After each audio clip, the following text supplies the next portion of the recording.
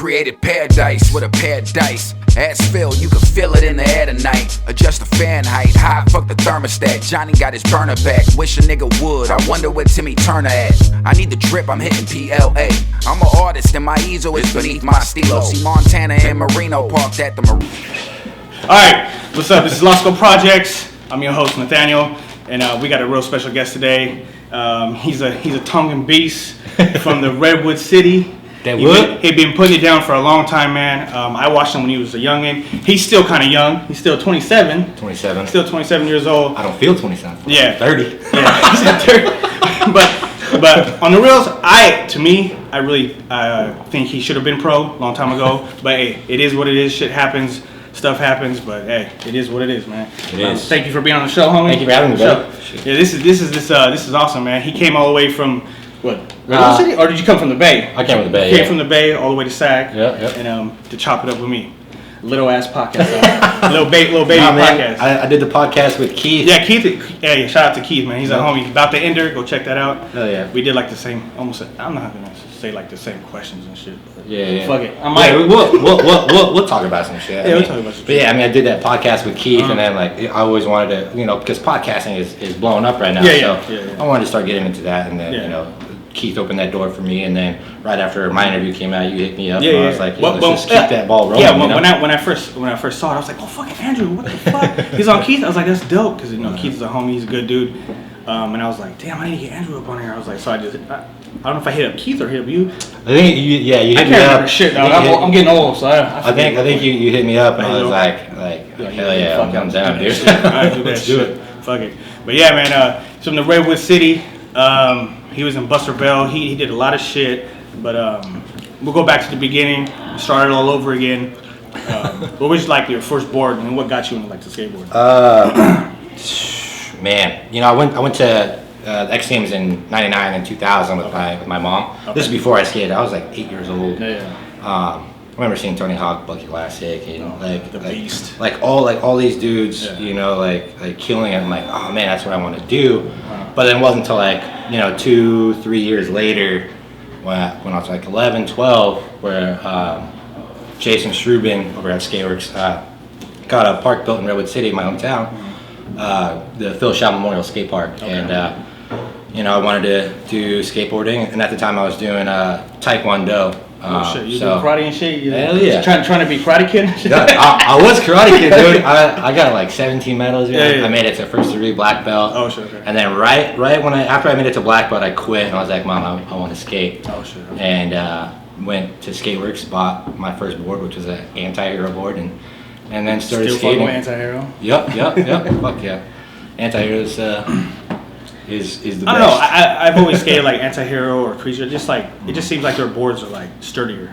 For bigger people or people that don't weigh like 100 pounds. Exactly. You know yeah. I mean, the reason why I like anti-hero so much is like one is because I'm a fan of all the dudes on the team, and like, but also it just reminds me of like my first board that I ever got and stuff like that. Plus those dudes, they rip. Like when I skate, I tend to watch anti-hero videos and stuff like that before I go out and skate, because that's what gets me pumped, like type of skateboarding, Just fucking shredding, just fucking killing it. Yeah. Especially cardio. You got some cardio. Have you seen the cardio rail down here in Chinatown? No, I haven't. I've seen the gold one he graded in. Yeah. Oh, that's before they took it down. Yeah. But which rail are you talking about? It's in China. It's like Chinatown rail. It was in sight unseen. It's ridiculous, dude. Hey, I don't think anyone's really hit anything on it since. Yeah. So that's like one of those rails where like people look at it and they go, fuck that. Yeah. They go, I ain't doing that shit right now, bro. I ain't hitting that fucking. Is that rail still behind Safeway, or whatever, the 13th? Oh, I think so. It might be there. I haven't seen that rail in so long, probably since my LRG part, but that rail is probably one of the most perfect rails I've ever skated. Okay. All right, damn, we got off topic like a motherfucker. All right, go back. Yeah, it's just like Keith. It's just like Keith. We all fucked up. We go over here and there. But yeah, Redwood City, then skateboarding, anti-hero board, first board, and just fell in love with it.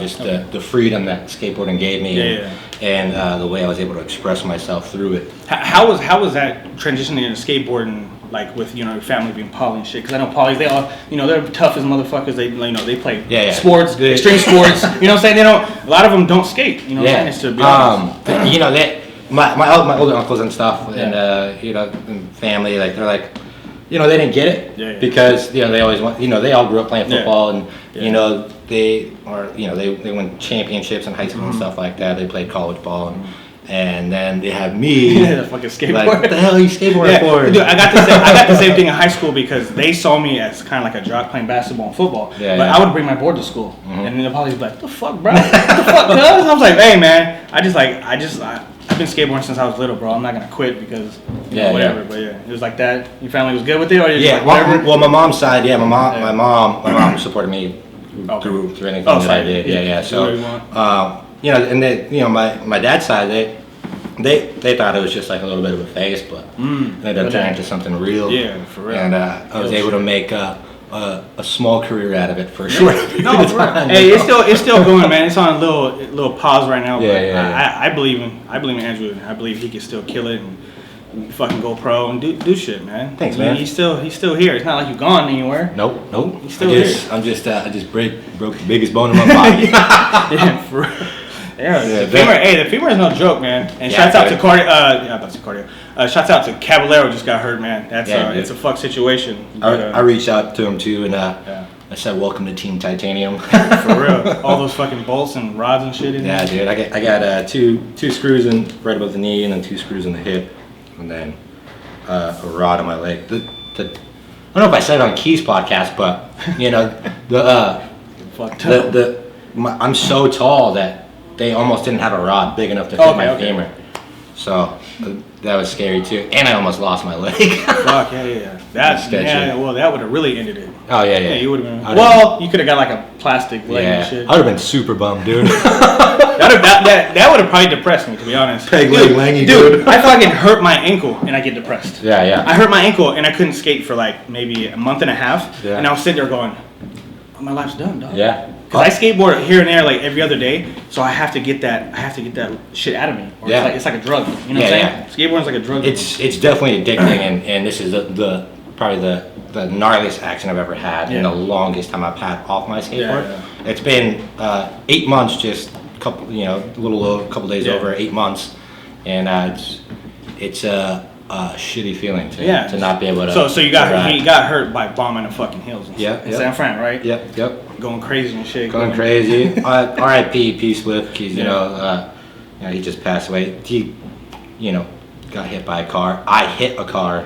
And lucky you're still here too. I'm lucky I'm still here. So we're glad you're here, man. Yeah, thanks, man. We wouldn't be talking to him right now. But so from anti-hero, you got the anti-hero board. What made you like just keep skateboarding from there? Like, what motivated you to keep skateboarding? Man, just how fun it was. It was just one of those. I did taekwondo and that was fun, but it kind of became like a chore. Like I didn't really want to do it. I didn't love it as much. And then with skateboarding, it was just something that clicked with me, and I instantly felt like, oh man, this is so awesome. It's so fun. I can do this whenever I want, how I want, wherever I want. Yeah. Like with no one telling you what the fuck to do. Exactly. I'm gonna do what I want. I'm my own coach, essentially. So that's what the freedom of it made me fall in love with it.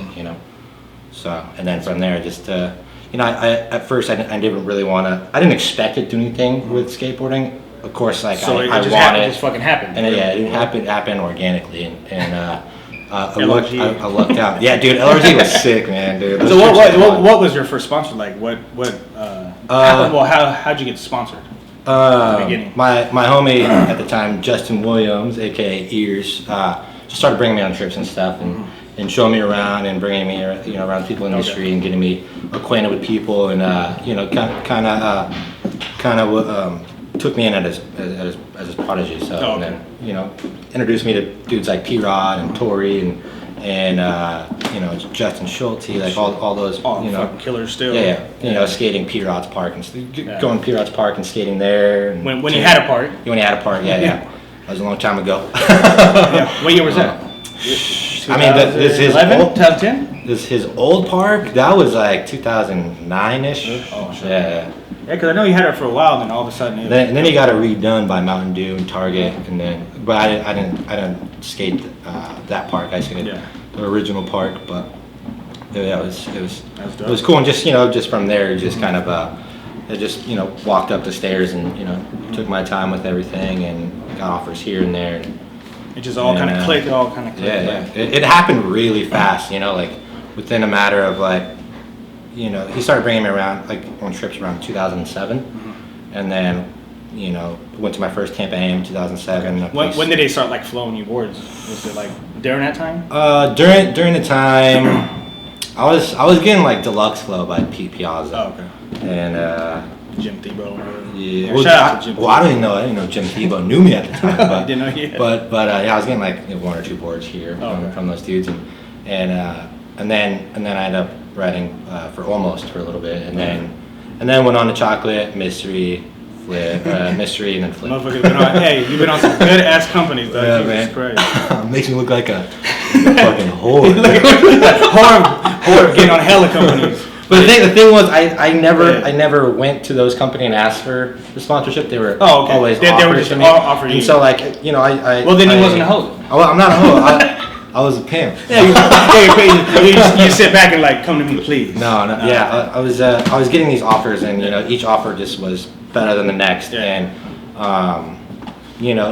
writing Flow for Chocolate was a pleasure. I grew up on Right and Hot Chocolate and all that stuff, and always wanted to. I always looked up to those dudes as well. Oh hell yeah! Everyone should. Yeah. At that point. To be honest, everybody did. Chocolate Girl, that was like shit. It's they're better. They're a rad company. And then that fell through. Then went to Mystery, and I was in between Mystery and Flip. And then I went on a trip. Yeah, did you go on a lot of trips with Flip, or did? When during the time I rode from we went on a lot of trips. They actually brought me overseas for the first time. And, oh shit. And yeah, it was cool, man. So overseas, dude, I haven't even been overseas, so you got something down. It's definitely nice. Yeah, better than here. Fuck. Got to see the world. Yeah, see the world. Did you get any shoe sponsors or anything other sponsor on top of those, like LRG?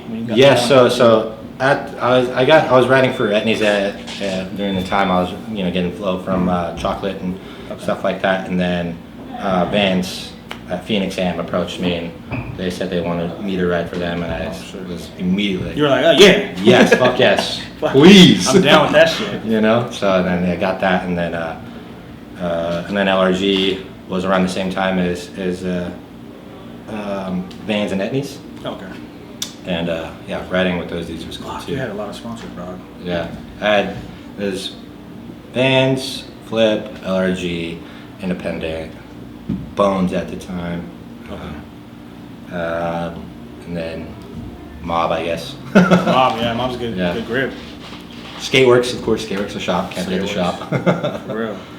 Yeah. So we need to talk about like what happened to you though, like bombing the hills though. Like we kind of touched on that, but yeah. That day was it a bad day, or was you like fuck it, it happened? I don't give a fuck. It was just another day.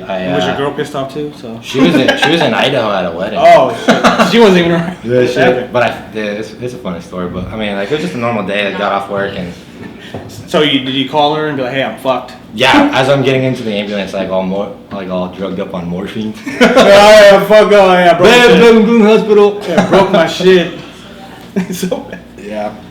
But yeah, I was just bombing a hill, and it was kind of close by my house, and had it, you go about 45 going down the hill, and this. He said 45. Person. That's not even the fastest. I know this one's trying to break like sound barriers and shit going down. Fastest I've gone is 50 down Farm Hill. Good she Lord. was following me in the car. I know, man. It's your fault. I just like to go fast, but I mean, but yeah, I was going down the hill, and this person makes it. It's a 2-way street, and then with a 4-way stop at the bottom, and this person makes an illegal U-turn, and I had to dodge her car, and then hit a parked car, trying to dodge her car, and then knock myself out, and came to. The question is, did the car live? Dude, I don't know.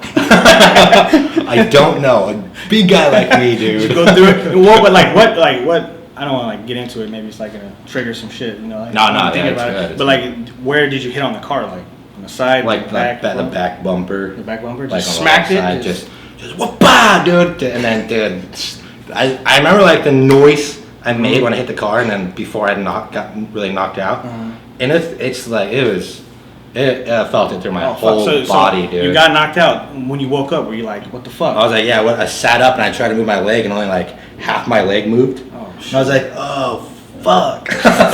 You're like, it doesn't work like that. I was like, what, dude? And then like, and then I saw I was bleeding, and because the bones had popped through the skin, and immediately I was like, fuck, dude, I think I'm gonna lose my leg.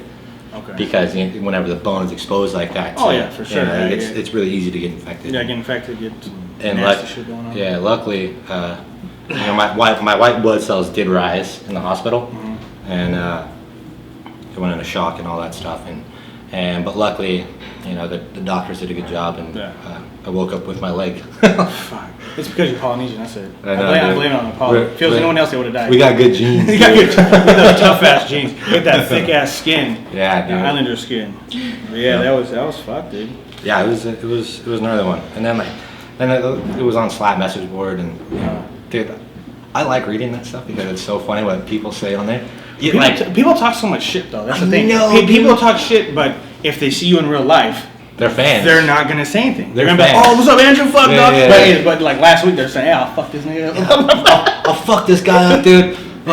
You thieving motherfucker. Like, I don't care, dude. Yeah. What are you gonna do? It's all internet talk, man. Yeah, it's half the time it's some 10, 11 even I got like the little things I've been doing with my little podcast. I even got hate by emails. Yeah. Like, oh, you're just trying to ride off something. You're trying to get sponsors. You're trying to do this and that. And I was like, I ain't trying to do shit, dog. Yeah. I'm just trying to get I'm trying to get skateboarding out there, the roots of skateboarding, and people who like put it down. Yeah, you know what I'm saying? That's it. That's Yeah, all I want. you're just I don't doing give you, a man. fuck I mean, about all that other stuff. Yeah, I mean, you're just doing you, and Yeah. everybody just does them, but the people who take the time to hit on And they ain't doing anything. Yeah, they ain't doing shit. themselves, So like when I get those emails, I go, "Who are these people?" I was laugh. like, "Do they want to meet me somewhere?" And like they don't.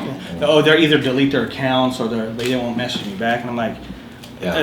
It's funny when someone's trying to do something good, people will hate on it more than anything. There's always It's like, there's what always the fuck? hate. I'm not doing it. I ain't doing nothing to you. Yeah. What am I doing to you? It's sad that people have the time to find that time that's to what I'm saying. sit there and try and troll. You know, I mean, troll as fuck. I mean, if you want to be a funny guy, go be a stand-up comedian. You know. Right?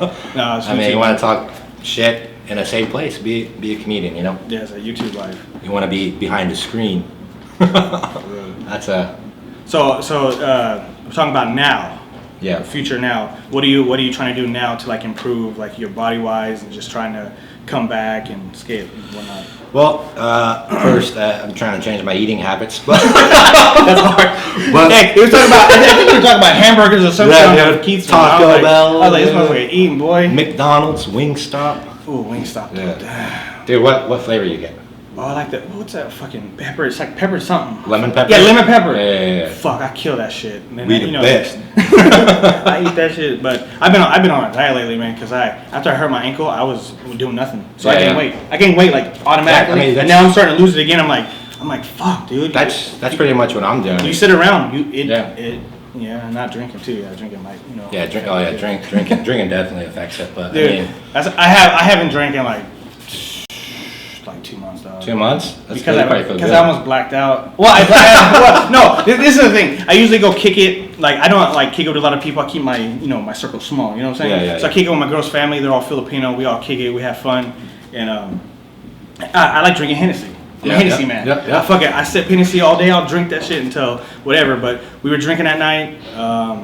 Had some edibles. I'm not gonna lie. Had some edibles on top of it. I had maybe like eight little edible things. I don't know what they were. They're like 15, 20 grams or whatever, right?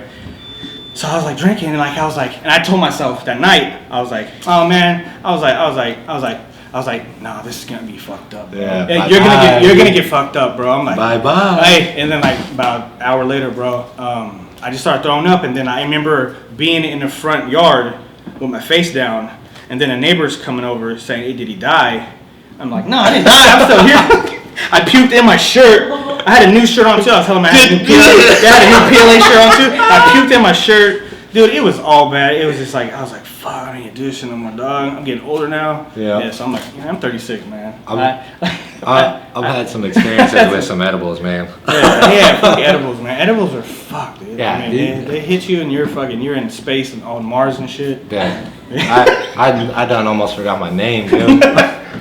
What's your name? Fuck, dog. Dude, I was like, I kind of flipped go on the out, internet, dude. Google that shit, dog. Yep. But yeah. Anyways, we'll go back to skateboarding, man. All right, off the edibles.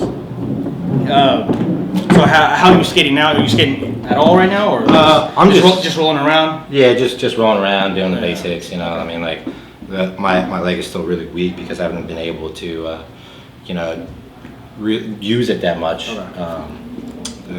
And because it was a compound fracture, I disrupted all the muscles in my leg, so it just takes a lot of time for it to heal, where the muscles reattach itself to the bone and all that stuff. So it's a slow fucking process. Just slow process. Really slow process. So how long did it happen? Like, was it?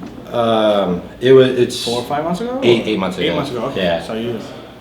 Yeah. 8 months ago on the 5th.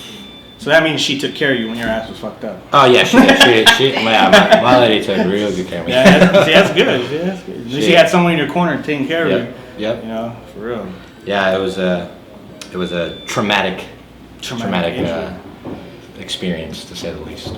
So, dude, the whole thing about the future too. Do you still want to continue with skateboarding and being sponsored and doing like what you were doing before? Yeah, 100%. And Okay. before my injury, I was kind of working towards that. Yeah.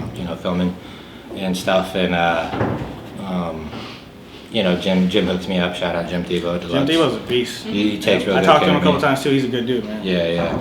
He takes care of me and sends me boards and wheels and stuff like that. And That's why you got the anti-hero on your yeah, right there, boy. You represent right there. Just because I'll rep it no matter what. I mean, I was buying boards before you even offered. Yeah. So I was buying anti-hero boards back in the day. yeah. So I mean, But the first board I rode was a Pal Peralta though. Pal Peralta. My brother gave it to me as a ripper.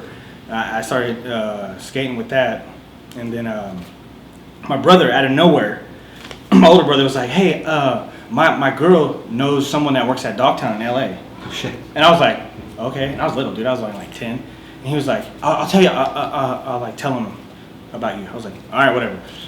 2 weeks later, I get a big ass box from Dogtown, and I was like, "What is it?" That was like fucking Christmas. I was like, "God damn!" I was like, "What is this?" And I opened it, and like, I was like, "What?" It had like 4 or 5 Dogtown decks in there. Had shoes, everything. It had wheels, bearings. I was like, "Damn!" It's like Christmas. Yeah, it was like Christmas. I was like, I never got anything like that, man. We grew up in a real shitty area, man. We had like a 1-bedroom house, man. We were, my parents were trying to do all they could, but Yeah. like, when I got that was like, I was like, damn, this is what skateboarding is. Like, this is what I want. And like, I put it together. I don't want to tell Doctor now, but I had to sell some stuff because Yeah.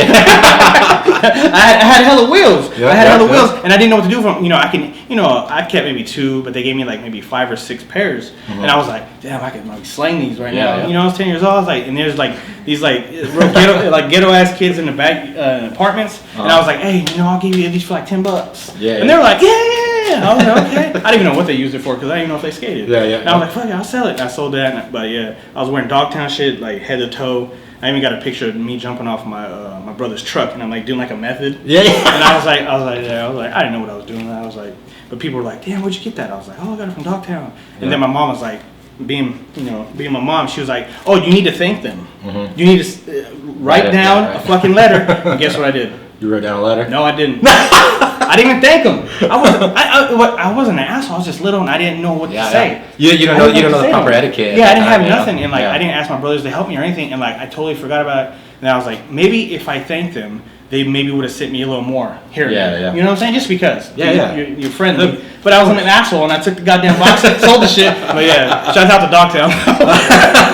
Well, let me ask you this: for me, when I got my first box, and I was wearing all the gear that I got, it gave me so much more confidence, and I went out and I skated with more confidence and learned more stuff too. Did you feel that way too? Yeah, hell yeah. I felt that. I put that shit on. I was like, I had Dogtown shorts, Dogtown shirt, and I was like, woo! I had a fucking whole new deck, and I'm like, damn, this is crazy, dog. That feeling is such a good feeling because straight crispy feeling. Yeah. People get when someone gives you anything for free because of something that you worked hard for. Yeah. It's such a satisfying and a show of gratitude towards something that you've worked hard for. And that feeling of getting stuff like that and wearing it. No, dog. I was built so much. Yeah, confidence. I was tripping, but I tripped on not thanking them, and that really fucked me up. Cause like later on when I got older, I was like, damn, what a dick. Yeah. You know, I could have just thanked them. They could have hooked me up. Even if they didn't hook me up anymore, I don't care. Yeah. It was just the whole factor of me thanking someone that did something for me. That didn't have to do shit. Exactly. They didn't have to do anything. I think he might have been the manager at Dogtown in LA. I have no idea what his name was. Yeah. If you watch this, I don't know if you will. I'm sorry. I'm sorry. And, my bad, hey, man, my bad, dog. Hey, and if you want to hook me up, so it's cool. No, I'm just joking. My address. Yeah, my address. Yeah, I'm gonna put it in the description. No, but yeah, that's about it, man. Just skating, and yeah, I can't wait till you start skating again. That's what I want to see, man. Because I was like, me too, dude. I want to see this fool skate some pools and fucking hit some shit. Yeah. The Smith grinds. You know, tail taps. I've been able to like reflect a lot during my time off the board and maybe like a more humbleizing feeling. It definitely puts things into perspective. Like, damn, like I love this little piece of wood so much that like it's not just something that I do, but it's a part of who I am, and I feel naked and incomplete without it. You know, it's in your bloodline. Dog. Yeah, you need to do it. Like it's like a drug. If you don't have it, you're just not the same person. You know? Yeah, it's been a humbling process, but when it's time to get back to work, I'm gonna be more than ready. You know. Yeah. So you need to hit me up too when you escape. Yeah, for sure. You got another homie. I haven't been Power In a minute. Oh, Power In! I was there yesterday. Yeah. That park is fun. I haven't been there in like a couple years. I was yesterday, and that was the first day I felt almost 100%. And I was doing disasters. I was slapping them. I was like, damn. I might be coming back, bro. I was all happy, and like people around me just like, oh, whatever. They see shit like that. Yeah. But it's like when you're hurt and you can't skate, you have something in your head. It's like. You feel so good when you do it. Yeah. I know your ass is gonna do the same thing. Yeah, when you fucking blast and hit something, you're like, oh shit. Yeah. I'm like, oh yeah, this is gonna be the best feeling, dude. Would be like a little kid on crack, dude. For real. But anyways, man, would you want to give any shout outs to anybody or thank anyone for? Dude, shout out to Jason over at Skateworks. Shout out to Jim at Deluxe, Frank at Deluxe. Everybody that takes care of me. My girlfriend. She's right here. She's over to the side. Shout out to you for having me. Oh, for sure. They drove from the Bay, man. I appreciate them coming up here, man. It's a blessing for both of them to come, man. To just show me, some love, man, for my podcast that I'm doing, and it's all about skateboarding and love, man. That's all I'm doing. Positive shit, no negative bullshit. I'm not down with that bullshit. But yeah, that's about it, man. Yeah, man. Thanks for having me. Oh, yeah. But hey, I'd like to give a little shout out to the people who sponsor the show. PLA Skate Shop, that's where we're at right now. Thank them for everything they do, man. And American Cream Company, they're the homies. Check them out. I'll have all the descriptions below, man. You can check them out and get your gear and get your skate on, man. And all the people who support my show, like Boulevard and Esla Boom, Matt Rodriguez and all them. Those are the homies. And Willie's Workshop too, Willie Santos. They all give me love, man. And that's it. We out. Peace. You got any laptops? I'm just kidding. I got two.